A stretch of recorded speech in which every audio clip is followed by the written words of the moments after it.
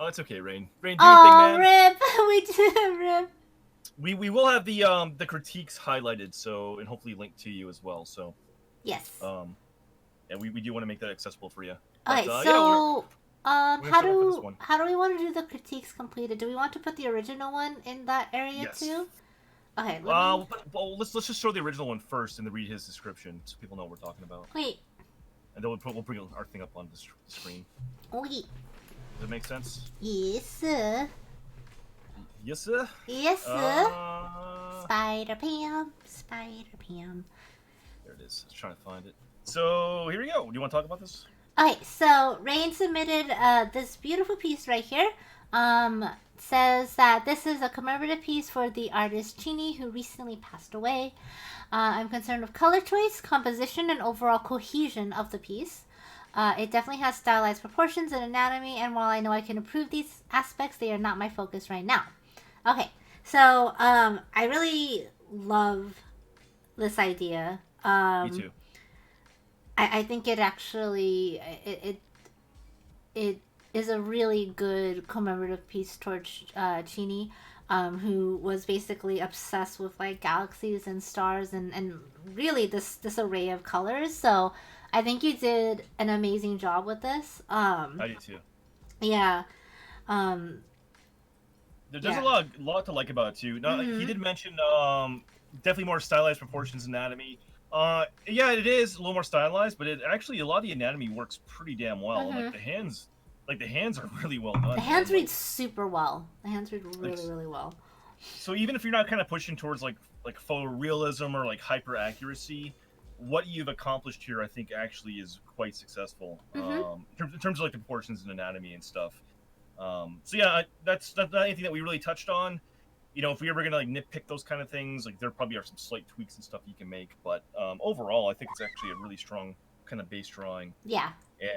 And honestly, like the things like the hands, which are really like, kind of like a focal area of the piece, they're really well done. So good stuff, man. Drawing Shadow, thank you so much for the follow. Alright, and then we're gonna move over to the critiques. Yep. So here's our critique page. You can see I got a lot of stuff up on here. Let's zoom in. So this is what the critiques are gonna look like, guys. You see, these are pretty involved. Like, we basically, what? I was gonna put this into Photoshop. Hold on. Oh, okay, no worries.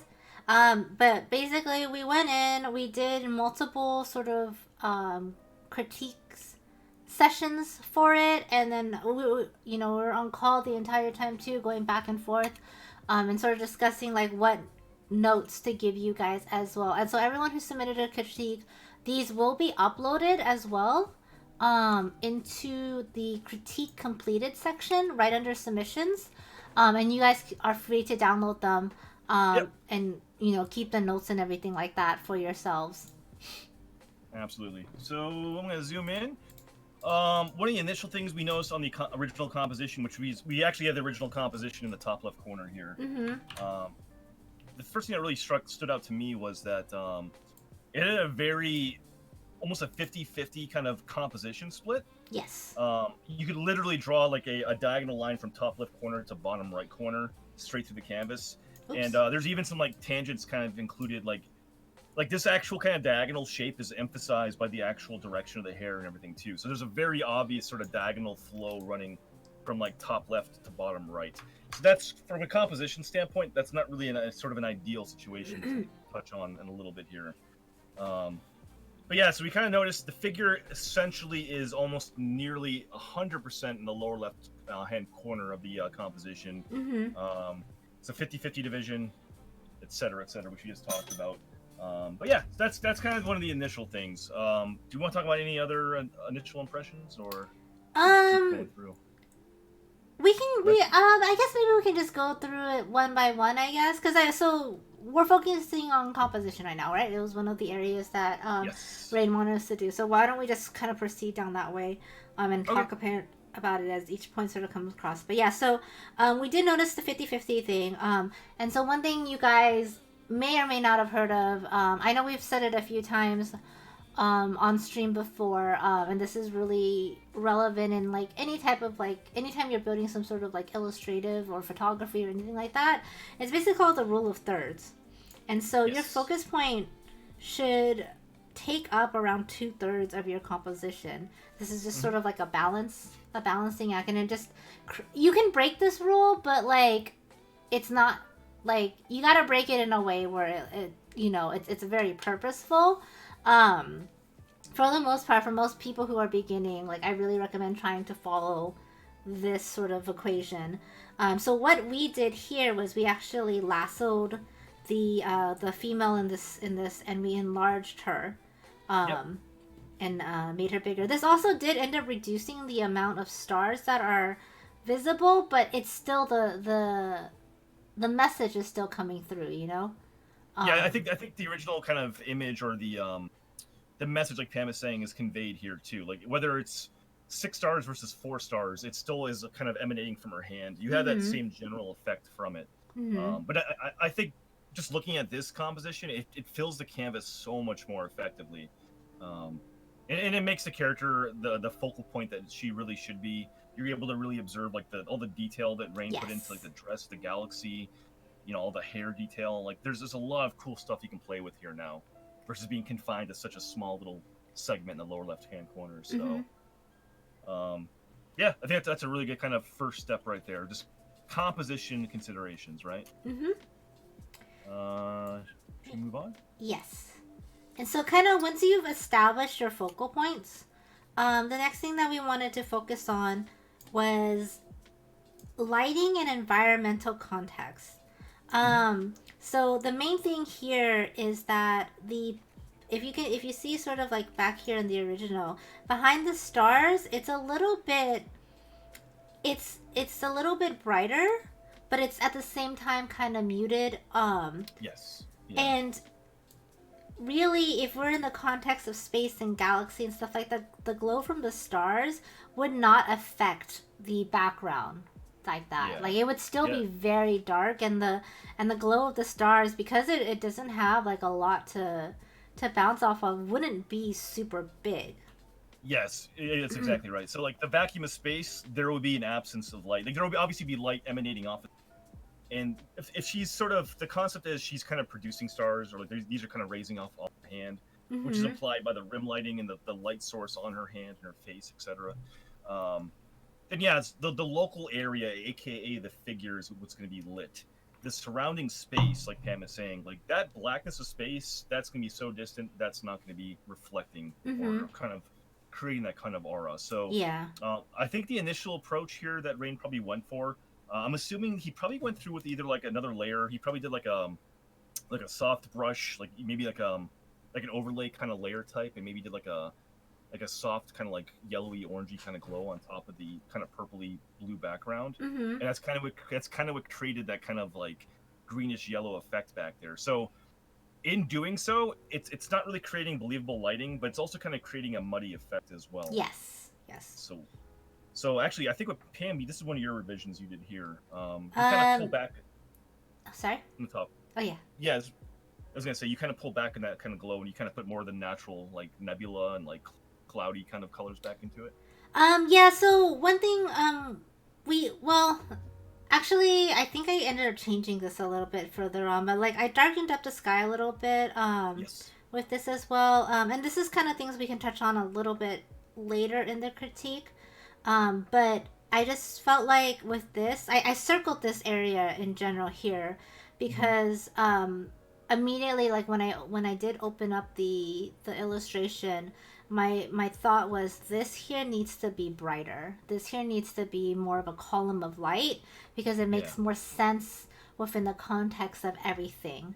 Because if you look, like the light is hitting the side of her arm over here, it's hitting her shoulder, it's hitting her face, but what's being conveyed here is not that strong of a light. Mm-hmm. So that is actually something where we basically said to create a more illustrative route to emphasize a path of light. Yeah. So just to kind of touch on that, if you do notice the contrast, the values are definitely a bit darker too in selective areas in the background. Mm-hmm.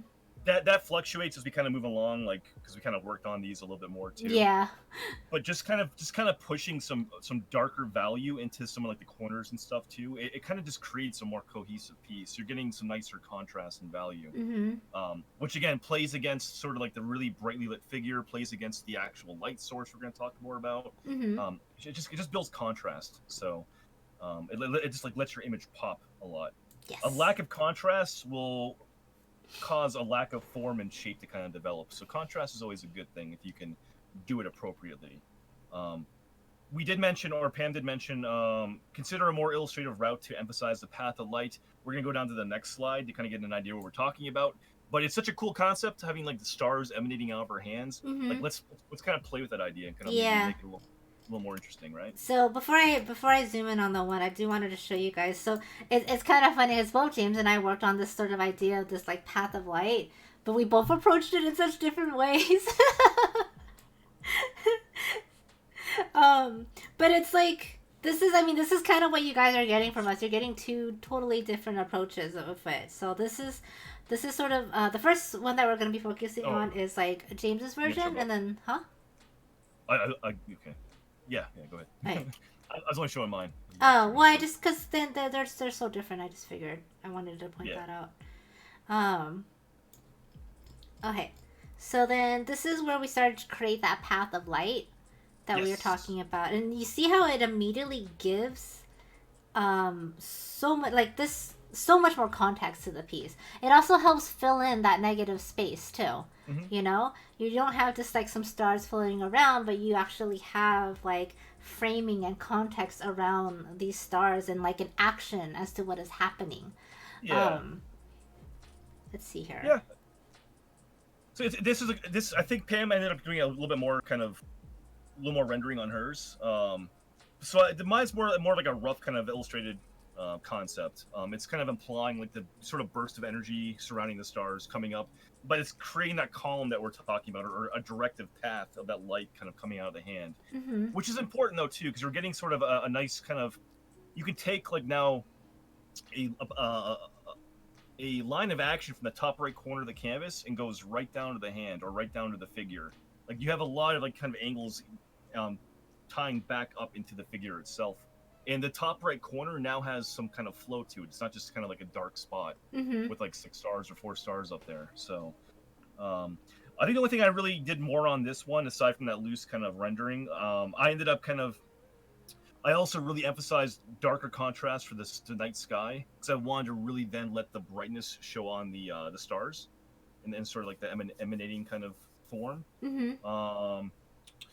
I did a much less degree, just to kind of maybe make the background a bit more interesting.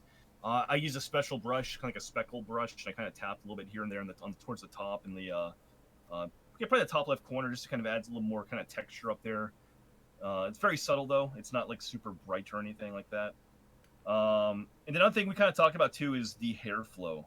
Yes. And so I planned to do this, but I actually kind of like the idea of breaking up the shape of that forearm that's kind of bent upwards, holding her head. And I had like another strand of hair like coming out and around, like kind of wrapping around her wrist a little bit. Mm-hmm. And I think if you went that direction, maybe you then get rid of one of the 2 strands going across her face, for example, just to kind of clean things up and have less stuff going on. Mm-hmm. But that way you can kind of like break up some of those like vertical, like pillar-esque forms and have other things kind of overlapping and contrasting there. Yes, I love the fact that you added the hair in. I think that's actually really important to making pieces interesting when they're not so and not read super flat, is when you just have like parts of your subject sort of interacting within itself, you know? Yeah. But so that was the main thing. The one thing that Pam and I did notice, we actually touched on both our pieces. I'll just mention it here because we actually wrote it down here. Mm-hmm. Considering the flow of the hair, in particular, the underside of her hair is disconnected from the lower half. So what I mean by that is, if where my mouse is here, maybe Pam can trace it too. There's like a triangular shape like that's next to her face and shoulder, kind of up in this quadrant here. It's on the one here too, down below. Yeah, I just scrolled up so people could see like the super big disconnect from it. I got you. It's a good idea. So if you look there, you have this big triangular shape, and it swoops really nice down, elegantly down to these lower like sort of swooshes of hair. Mm-hmm. But then below, like the tricep and to the left of the elbow, the hair kind of continues adjacent to the dress. Mm-hmm. And so if you look at that, like, kind of like that blue and cyan going up, it's disconnected from that triangular shape above. So it's not reading as like a nice kind of continual flow of the hair. So what Pam and I both did, kind of independently, looking at these, if you scroll back up here, we kind of reshaped that shadow. We kind of created a more natural flow of the hair above where that triangular shape was. So we kind of brought a shadow in.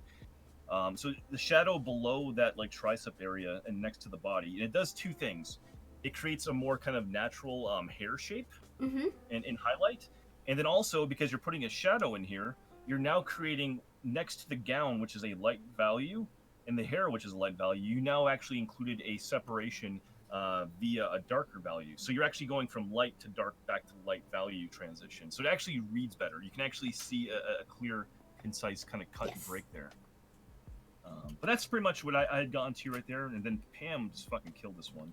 Actually, I do want to touch on one little thing before we move on to Oh, sure. the other version. I go ahead. love. So I think we forgot to write notes on this, but you guys can see James made his background a lot darker, and then he added this like subtle little rim light right here around her waist, and that is like such good small information. Like, you don't need to do a line all the way down, just like that really important part where her waist dips in, like, and the rest of it can kind of like be similar in color. Like, it'll still communicate, you know. And it's just Yeah. sort of still, it gives off a little bit more of like an atmosphere, dark Yeah. sort of feel to it.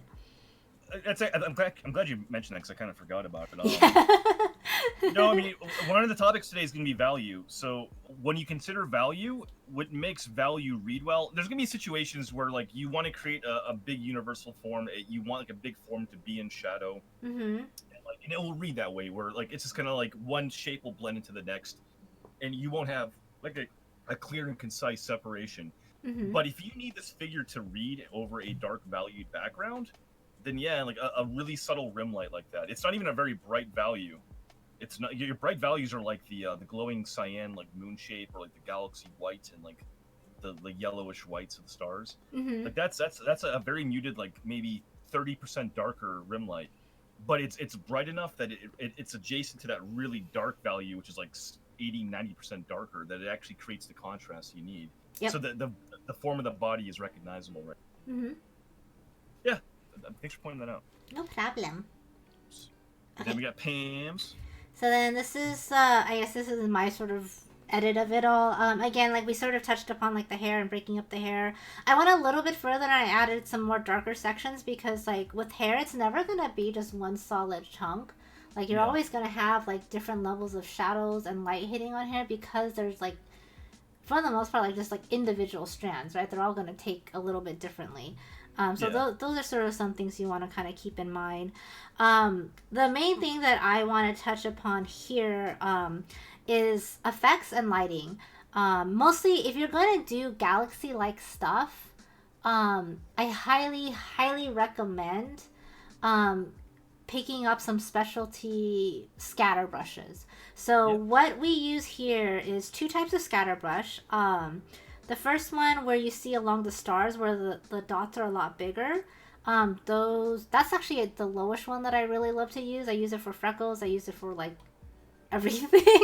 Yeah, it's a good multi-purpose tool. Like you It mentioned, really is. It really, you do really freckles, is. like underwater bubbles, like all kinds of effects. Mhm. Like these are things that like you wouldn't paint with specifically, but they're like a nice little like tool to have in your pocket, working digitally, that you can just throw down an effect that's very, very convincing. Yes. So And if it's too much, you can always erase bits of it too, you know? Yeah. So it's really good that way.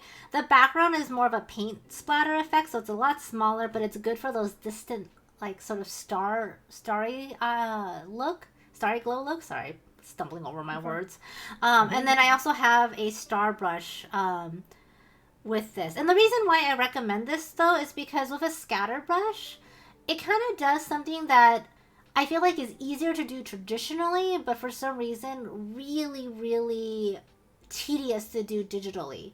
And that is make a variety of shapes and sizes and like even just textures of something that has to repeat a lot, you know? So I didn't. So we didn't notice. Sorry, what? So Mermaid made a really good point. It's the Leatherman of brushes. Yes. Exactly. That is so true. That's very true. Yeah, so it's not something that you want to rely on like super heavily, but it's something that's great. And like this subject matter, galaxies, nebula, stars, like fuck, man, like you did so much awesome rendering, Rain, on the dress here. Mm-hmm.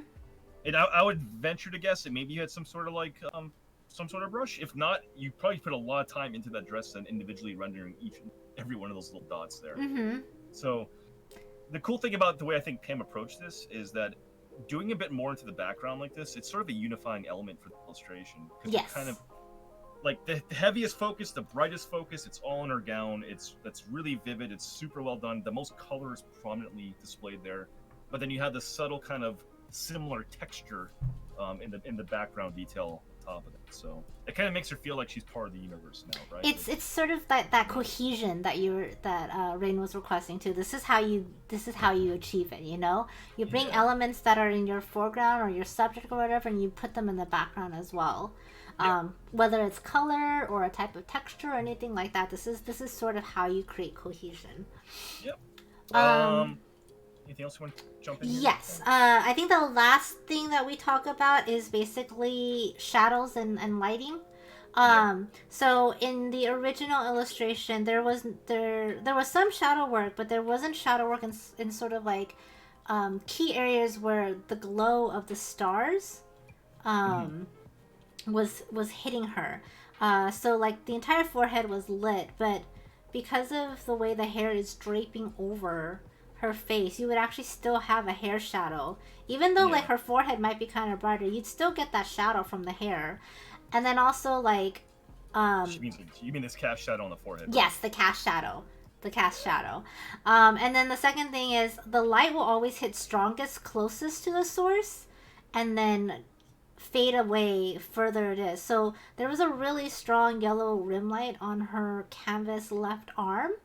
I toned that down because it's the furthest away from this yellow light source, but it's closer to the blue one, right? So we bumped up the blue, but we toned down the yellow.